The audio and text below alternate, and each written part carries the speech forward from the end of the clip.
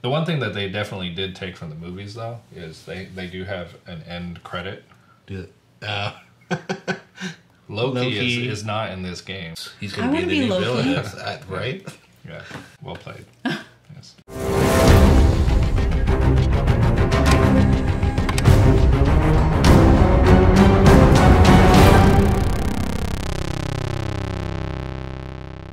Six, 7, 8, 9, 10, 11, 12. Let us reveal the Age of Ultron. When Age of Ultron is revealed, you win the game. Stupid Killmonger. You were really close. Yeah. So we're playing Villainous, or we've just played the Villainous, the Marvel edition of Villainous. Is that what we're calling it? Yes. Marvel Villainous? Villainous Marvel? No, it doesn't work. The Marvel edition. Yeah, Marvel edition of Villainous. I'm calling this Marvel edition. So we just finished playing Villainous, Marvel edition. Yeah, I like that one better. And Wendy just won with Ultron.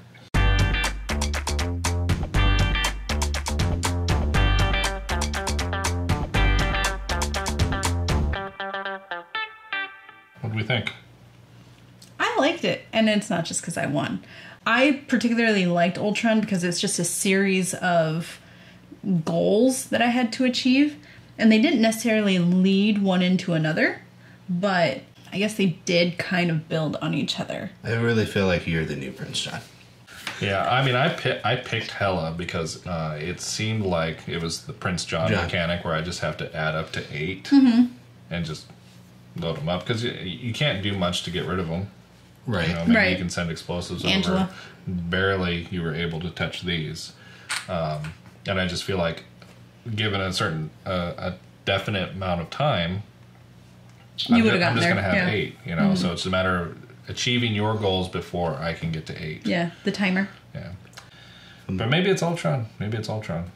I feel like there was a lot of allies in her deck. Yeah, there's In your lots deck, of sentries.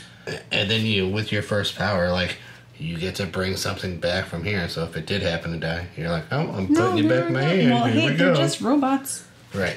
I enjoyed all the new mechanics and the new Fate deck.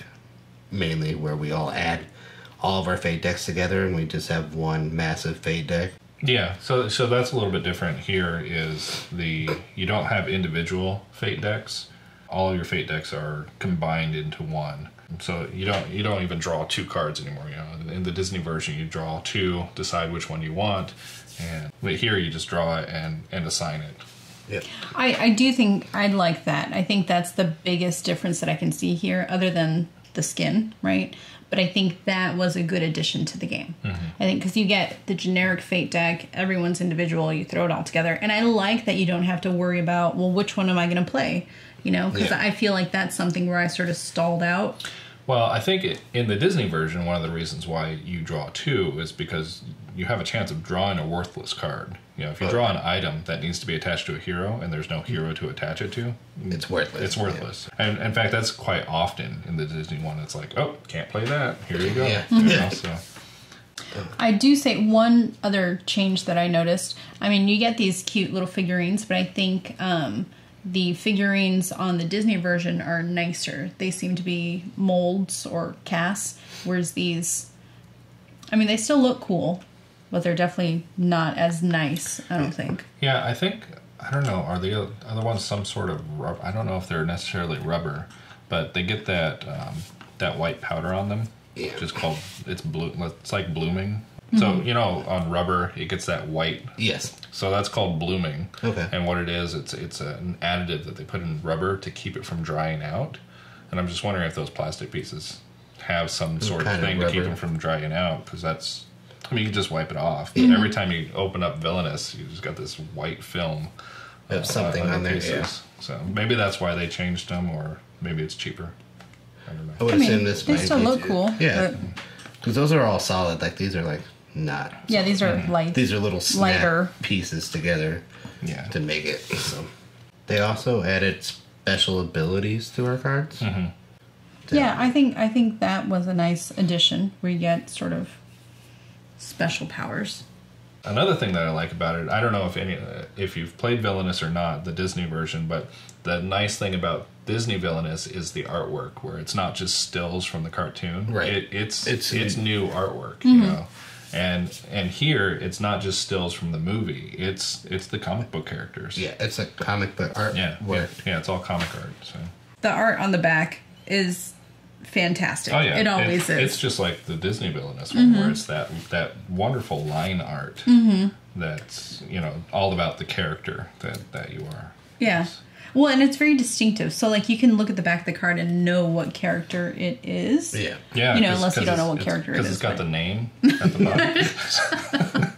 It's subtle. Like, it is card art. It's not like, they always make very nice cards.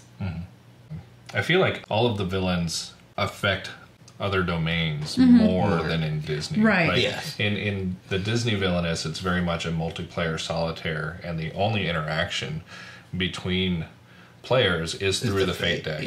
Whereas here, it's very dependent on going to other people. Right. And I do think that was a good change, because that is something that we complained about before. Like, even though Villainous, the Disney version, is still fun, this is much more we're playing together versus just playing. I mean, it adds a little bit of complexity to it, but I remarked to Austin earlier before, as we were setting up the game, it's like they had all of these complex mechanics already, but then they just stripped them away from the Disney version, and then threw them all in here. Yeah. Although I do think this would have been much more confusing if we hadn't already played the Disney version. Yes, if we weren't already well versed in playing Villainous, I feel that this might have felt just a little bit clunky. Yeah. But because we already understand all the iconography, then we're okay. It's like, oh yeah, that's discarding. Oh, we understand how difficult power is to obtain. And I think the only thing I found really confusing was the remove. Like, because there's no specific action for that. Yes. So I was like, how am I supposed to do that? Yeah, we read into that just a little bit too much. Yeah. But simply remove. Just take them off. Just remove them. Which I think that was a huge advantage for me, because then I could just, once I did the thing. Yeah, once you got them out there, you're just like, remove I'm it. like, Here they're we gone. go. Here we go. Yeah. So it's not an action. It's not like I had to be in a specific location in order to do it. Removing is just the cost. Yeah. Right. Yeah. So. Which was nice. Now, it comes at different difficulty levels. Like, you can play without the events. They call that easy mode or an omnipotent mode. And then there's the inevitable mode, which is what we just played, where the events are in play, but only one global event can occur at a time. And then there's the difficult mode or the undying mode, where any number of global events can be in effect at any one time. Now, we just made it through an entire 3-player game, and we only encountered one event. I don't know if that was bad shuffling. I don't know if typically you're going to encounter more events in a normal game, but we didn't encounter a global event, and only Wendy was affected, or only Ultron was affected by a targeted event. So I didn't get to experience that on the first didn't play, either. So. No, I think the ability to customize this game to sort of your play group is nice. I think that's a good addition to the game. Yeah. Yeah, but I don't think the events is the part that adds the complexity to it. The complexity comes from the amount of interaction that there is between the players, which I really like. I really like the level of interaction between these players versus the Disney players. So I wonder if there's going to be a higher level Disney Villainous now. They could. Are they going to? They're going to like re-release it, or I don't know, sort of an add-on. Not even an add-on. I just think maybe the next set of villains are going to be more interactive if this is received well.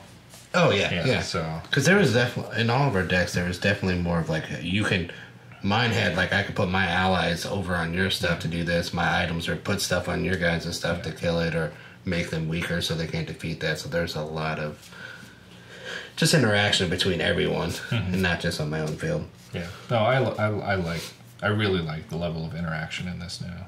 So all right. Well, Villainous. If you haven't played Villainous before, I don't know how difficult or complex this game would be because we've played Villainous a lot. So, yeah. Try Disney Villainous. If you like that, get Marvel Villainous. So that would be my advice. Yep. Start with the Disney version. Yeah. Other than that, this might be a little clunky. No, I mean, I like you said, I think this is a better game, but it's harder to understand if you don't have a Yeah. I don't have anything clever to say, so just like and subscribe. Age of Ultron. Oh yeah. Oh, is there a song associated with that, like the Age of Aquarius or anything? It's the dawning of the Age of Ultron. Age of Ultron. This is our blooper reel right here.